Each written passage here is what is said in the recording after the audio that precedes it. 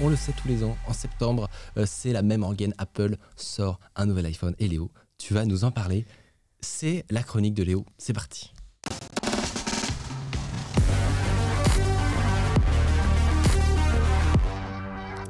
Léo, tu as posé cette question. Pourquoi Apple sort à chaque fois de nouveaux iPhones tous les ans? Est-ce que ça va s'arrêter? C'est pas tellement moi qui pose la question, mais C'est chaque année, à cette période, je me fais flageoler parce que je vais acheter le nouvel iPhone. J'avais envie de vous partager cette réflexion qui sera en partie le sujet de ma prochaine vidéo, sauf que là, j'ai pas de prompteur. Donc, je ne sais pas du tout comment ça va se passer. Ne t'inquiète pas, Mais aucune pression. On est tout bien. Chaque année, Apple sort un nouvel iPhone avec ses nouveautés et aussi qui font quasiment moins parler que ce en quoi il n'innove pas. Il y a toujours des vannes, on les connaît. Je pense que ces dernières semaines, on a tous vu les vannes sur le capteur de l'iPhone 12 qui est un peu déplacé sur la droite et paf, ça fait l'iPhone 13. Voilà, on y a le droit. J'ai vu des tutos YouTube comment faire l'iPhone 13 où tu as un gars sur Photoshop qui déplace le capteur voilà, et voilà, ça donne l'iPhone 13. Bon, évidemment, l'iPhone 13 que j'ai ici dans sa version Pro, ce n'est pas que ça. Je pourrais vous parler du nouveau mode macro-photographie qui permet de prendre en photo des objets de très près, qui est assez impressionnant quand il y a la bonne lumière, quand il est dans les bonnes conditions. Ouais. Je pourrais vous parler du mode cinématographique qui permet d'ajouter en temps réel du bokeh à la vidéo, ce qui est quand même impressionnant pour un smartphone. On a un processeur qui fait bien tourner ça. Je pourrais vous parler de l'écran 120 Hz avec capacité de rafraîchissement de l'affichage adaptatif en fonction du contenu. Je pourrais vous expliquer tout ça. Le problème, c'est que si je le fais maintenant, plus personne n'ira voir ma prochaine vidéo et il faudra l'expliquer à mon sponsor. Dommage. Le sponsor, justement, c'est ce qui fait que moi, chaque année, je me rends à l'Apple Store à 10h du matin, day one, pour aller chercher mon iPhone comme un bon... Ah, tu vas en physique? Moi, j'y vais à 4h du matin. À 4h du matin? Je suis obligé parce qu'il y a là qu'à 10h du matin, vous ne levez pas de bonheur aussi. Il n'y a plus la queue maintenant. Maintenant, il n'y a plus la queue. C'est le Covid. C'est vrai? Incroyable. Ah, mais maintenant, en fait, on a des créneaux. Moi, j'ai 10h, 10h15 à chaque fois. À l'Apple Store d'Opéra, je vais le chercher, il n'y a pas la queue. Ils ont supprimé la queue. Ils ont supprimé, ça faisait mauvaise pub. C'est fort, Apple. C'est incroyable. Donc chaque année, j'y vais à 10h à l'Apple Store d'Opéra. Vous pourrez me voir l'année prochaine, certainement en septembre ou en octobre, comme un bon pigeon. Je vais chercher mon iPhone, un pigeon payé, hein, donc ça fait quand même toute la différence. Le problème quand on ne manque aucun iPhone, c'est qu'on finit par manquer de manque, justement. C'est-à-dire que acheter l'iPhone tous les ans, c'est adopter chaque nouveauté une par une, et on va pas se mentir, en général, elles sont pas forcément révolutionnaires. Mais la question que je me suis posée, c'est révolutionnaire par rapport à quoi? Dans mon cas, par rapport à l'iPhone précédent. Ok, je pouvais me douter qu'en un an, il n'y allait pas avoir un changement de direction. L'iPhone, cette fois, il a des roulettes. Voilà, je pouvais me douter qu'il n'y allait pas avoir une révolution. À 1000 balles pièce. La question, c'est combien d'entre vous changent de smartphone tous les ans? Pas moi. Alors depuis peu. Je sais ce que les gens vont dire, parce que j'ai développé un algorithme conversationnel à partir de toutes les discussions que j'ai pu avoir sur Twitter, donc je sais toujours ce que vous allez dire. Vous allez me dire, s'ils ne veulent pas que je l'achète, pourquoi ils le sortent? Et la réponse, elle est très simple, elle est partout autour de vous. Pourquoi les marques de voitures en sortent régulièrement, même sans révolution? Pourquoi les marques de brosse à dents continuent d'en inventer? Pourquoi on ne s'est pas tous mis d'accord sur un seul modèle de papier toilette? Parce que pour innover, il faut innover souvent. C'est ainsi que fonctionne l'innovation. Si toi, Micode, tu me dis, tiens, j'ai envie de prendre des biceps, ce qui est tout à ton honneur. Ce qui serait peut-être nécessaire. Je te le suggère, je me le suggère aussi. Un coach sportif va plutôt te recommander de faire 10 pompes tous les matins plutôt que de faire 100 pompes tous les trimestres. Tu connaîtras une évolution qui sera assez faible. C'est ainsi que fonctionne l'innovation. Pour innover, il faut innover souvent. Donc la raison pour laquelle Apple sort un iPhone tous les ans, c'est pour... il y en a plusieurs. En réalité, je ne vais pas toutes les dire, mais il y en a 3 principales. La première, c'est pour vous le vendre. Si toi, tu as envie de changer d'iPhone tous les ans, ils t'en remercieront, ils seront très contents. Mais ce n'est pas le seul cas. Il y a peut-être quelqu'un qui a acheté un iPhone il y a 4-5 ans, qui avait envie de changer en 2021 précisément, parce que son iPhone commence un peu à dater. Il faut lui proposer une solution qui est meilleure que l'année dernière. C'est pas parce que moi je l'ai acheté l'année dernière qu'elle ne mérite pas un rafraîchissement et d'avoir un iPhone meilleur que le mien. Donc il faut répondre à cette demande.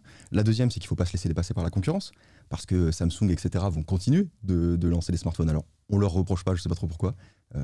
Apple n'est pas immunisé contre cette protection-là. Ils sont en tête de poupe. Voilà, mais c'est de bonne guerre. Donc voilà, il ne faut pas se faire rattraper par la concurrence. Et la troisième raison, c'est que c'est ainsi que fonctionne l'innovation. C'est la roadmap qu'ils ont définie dans leur stratégie pour qu'à long terme, ils innovent. Donc quand vous parlez d'innovation, alors on peut faire des vannes, hein, je ne suis pas en train de dire que c'est pas bien, moi ça me fait marrer le truc du capteur, etc. On peut vanner. Je voulais simplement apporter cette précision-là. Quand vous parlez d'innovation, ne regardez pas forcément un iPhone ou un produit avec son précédent. Regardez sur 2, 3, 4, 5 ans, et là vous verrez qu'il y a une véritable évolution. Et alors la question que moi du coup je te poserais, c'est est-ce que tu penses que peut-être ça va changer ces fréquences-là, puisque on a vu peut-être qu'au début d'une itération à une autre, il y avait des gros changements. Aujourd'hui, on commence à arriver sur du détail, le détail qui va vraiment intéresser les super experts de la photo, etc. Est-ce que tu penses qu'il y a un moment où ça va changer, où à vie, ils vont faire un par an. Je crois pas et je pense pas que ce soit souhaitable. Je pense que ce qu'il faut changer, c'est les habitudes de consommation des gens. Alors, je suis très mal placé pour en parler, mais bon, après, moi, c'est mon métier. C'est un peu. C'est la je suis auto-convaincu que contractuellement, j'étais obligé d'acheter le nouvel iPhone à chaque fois. Donc, moi, c'est mon métier. Mais je pense simplement qu'il faut que les gens arrêtent de considérer que parce qu'un iPhone sort, ils doivent l'acheter. C'est pas vrai du tout. D'ailleurs, moi, en général, quand on me demande, je recommande de tenir minimum 3 ans avec. J'allais te dire que je me suis fait violence, mais alors vraiment c'est vraiment une parole de privilégié de dire ça, mais avant effectivement j'essayais de prendre là, les derniers iPhones quand ils sortaient et tout, et là j'ai pas changé depuis 2 ans, et je pense que je vais encore tenir là c'est 3 ans. Sincèrement, en dessous de 3 ans, franchement, honnêtement, c'est grave d'en arriver à cette discussion pour l'espèce humaine. Non mais qu'on discute de ça, c'est quand même un problème, mais quand même tu vois, je suis content, et ça va très bien, tu vois, il y a le mois après la sortie où tout le monde est là avec son nouveau truc, etc. Les nouvelles vies. Et en fait, après, tout le monde s'en fout. Au final, tu t'y fais très vite. Hein. Oui. Moi, j'étais quasiment plus hypé quand j'avais trouvé une paire de chaussettes confortables que par le dernier iPhone. Non, je déconne, je suis quand même content parce qu'il y a de vraies nouveautés que moi j'adore. L'écran, par exemple, c'est incroyable. Ouais. Mais je recommande vraiment de garder son iPhone ou même n'importe quel smartphone 3 ans minimum. 4-5 ans, vous pouvez tenir aisément. Vraiment changer d'iPhone tous les ans. Si ça vous fait kiffer, faites-le, il n'y a aucun problème. Je suis pas là pour dire aux gens il faut absolument tenir ce calendrier. Faites ce que vous voulez, mais sincèrement, je vous le dis de la part de quelqu'un qui change tous les ans, ça sert à rien. Parce que vous verrez un gap technologique beaucoup plus important si vous attendez 3, 4, 5 ans. C'est vrai que la mise à jour fait plus plaisir. Est-ce que tu es sur le dernier iPhone, Luc ? Oui. Et oui. Voilà. Mais j'ai une question pour toi alors. Ouais. Explique-moi pourquoi on est iOS 15 et iPhone 13. C'est une bonne question. Parce qu'on est passé de l'iPhone 8 au 10. Et là aujourd'hui, on est à iOS 15 parce qu'on a commencé en 2007. D'accord. Oui. C'est un par an. Donc là, les iPhones ça, on est bien un iOS par an. Ouais. C'est ça.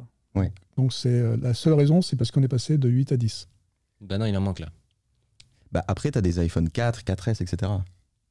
4 et 4S sont pas sortis la même année ? Qui biaise Non. D'accord. C'est un test de... C'est pas mal. Non, c'est pas mal. J'ai bien répondu. Un coup de pression là. J'ai l'impression d'être en cours. Ça Non, bonne réponse. J'ai pas appris ma leçon. C'est pas mal. Mais bon, quelque part, si tu veux, pour les rois du marketing, ça aurait été bien d'appeler l'OS pareil que le phone, non ? C'est vrai, ça aurait pu. J'avoue que je me suis jamais posé cette question. Mais c'est pas très grave. Alors maintenant, je te pose la question sur iOS lui-même. 15 là. Ouais. Donc tu l'as là-dessus. Ouais. Ça se passe bien ? Ouais, pas toi ? Ah non. C'est vrai ? Ah non, ça se passe pas bien du tout. Pourquoi ? Il y a plein de bugs. C'est un truc plein de bugs. C'est absolument fantastique. Le truc qui me dit que mon storage est plein alors que... j'ai vu ce bug-là. Ouais, je l'ai pas eu. Oui, moi je l'ai. Je pense qu'il cible des gens. Le dernier patch l'a modifié. Mais c'est marrant parce que je l'ai depuis la première bêta. Et j'ai eu quelques bugs en bêta, mais vraiment très peu par rapport aux autres versions d'iOS. Le 15.0 est pas terrible. Le 15.1 est un petit peu mieux, évidemment. Bon, c'est comme d'habitude, mais... Ça, c'est un truc qui est quand même bien réussi, c'est le fait de faire des bêtas 6 mois avant. Je pense qu'on arrive à des niveaux de... Alors, je sais pas si c'est plus stable qu'avant. C'est beaucoup plus stable qu'avant. Tu crois ? Au moment de la release, c'est plus stable qu'avant ? iOS 14, iOS 15, les bêtas sont beaucoup plus stables qu'avant. Ouais. Alors moi, il y a une époque, je suivais vachement, honnêtement, les nouveautés. Pareil, bon, on parlait des nouveautés iPhone. Il y a des hype qui se fait, j'ai l'impression, si c'est français, mais mais j'ai l'impression qu'il y a un peu le même phénomène sur les nouvelles versions d'iOS, où il y a une époque je suivais tout, je regardais les vidéos avec toutes les nouvelles fonctionnalités, etc. Et puis j'ai l'impression qu'on est arrivé à un tel niveau de maturité sur ces trucs que je sais pas quoi, ça me fait... En fait, il faut qu'on finisse par accepter que un smartphone et la technologie en général, c'est pas de la science-fiction. Donc quand on te présente un smartphone, on te présente un outil. Donc on peut avoir envie de fantasmer sur des fonctions comme Siri qui va révolutionner. Mais il y a une époque où c'était peut-être une époque où les gaps étaient très très très hauts, tu vois. Je crois pas. Je pense qu'on vendait des trucs qu'on considérait comme étant exceptionnels, mais qui finalement n'allaient pas forcément changer notre vie. Maintenant, ce sont des outils qui sont extrêmement matures. Et sincèrement, quand je regarde le nouvel iPhone, je suis pas ultra hypé. Je me dis putain, c'est un truc quand même. C'est quand même il est pas pliable. Il est pas pliable. Mais alors justement, tu fais bien de parler de ça parce que il y a des marques qui viennent avec de vraies innovations de rupture et qui sont quand même pas adulées par le public. C'est-à-dire que tu regardes le Z Flip, le Z Fold, surtout dans leur dernière version, c'est quand même des super outils. C'est vrai que ça a l'air pas mal. Et de voir un smartphone pliable, moi, au début, j'étais fou, quoi. Et en fait, les gens, quand tu les sors de leur zone de confort, ils disent « Ah ouais, mais c'est trop loin de ce qu'on connaît. » Mais d'accord, on va faire un effort, à un moment donné, il faut que tu sois content. Quand Apple le fera, si jamais ils le font un jour, Là, c'est rare. parce que quand Apple le fera, ils font du soft aussi. Oui, ok. Est-ce que toi, tu as toujours été dans la team iPhone depuis le début? Depuis 2007, oui, j'ai que des iPhones. Mais évidemment, quand je travaillais chez Apple, j'avais un Samsung. Et quand je travaillais chez Samsung, j'avais un Apple.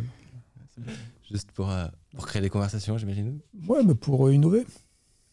Mais c'est pas, honnêtement, c'est une bonne politique. Ils n'ont pas de politique qui t'interdise de toute façon. Justement, s'ils l'avaient, il faut la changer. Oui. Donc, c'est exactement le genre de truc qui fait qu'on est là pour disrupter. Et on disrupte aussi par son comportement, pas seulement par les innovations. Il y a un Et truc. tu m'as appris qu'on pouvait entrer chez Apple sans signer de NDA. Ça, pour moi, c'est un mystère. Ah ouais? Bah, je suis peut-être le Comment- seul qui l'a fait, mais Ouais. Comment par quel mystère? C'était dans, Si tu- dans si tes tu- conditions. si tu me donc. demandes. ils lui ont donné le NDA, il a dit non. Nope.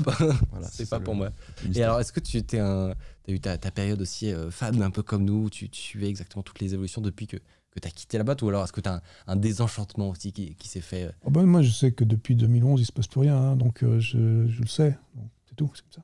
L'iPhone 10, c'était bien quand même. Oui, c'est bien, je les ai, hein, mais bon, il se passe rien d'intéressant, Ouais, de d'excitant, transcendant. Et pourquoi tu changes tous les ans, du coup? parce que Par plaisir. je peux. Ouais, c'est bien. C'est comme l'avion pour le saucisson. Voilà. J'aime C'est bien un- cette philosophie. C'est une très bonne philosophie. Merci beaucoup, Léo. On pourra retrouver, bien entendu, donc, ta Avec- vidéo avec qui plaisir. entrera dans plus de détails bientôt J'ai sur ta chaîne. complètement spoilé, mais effectivement, il y aura beaucoup plus de Évidemment. détails. Venez la voir, s'il vous plaît. On trouvera ça sur ta chaîne YouTube.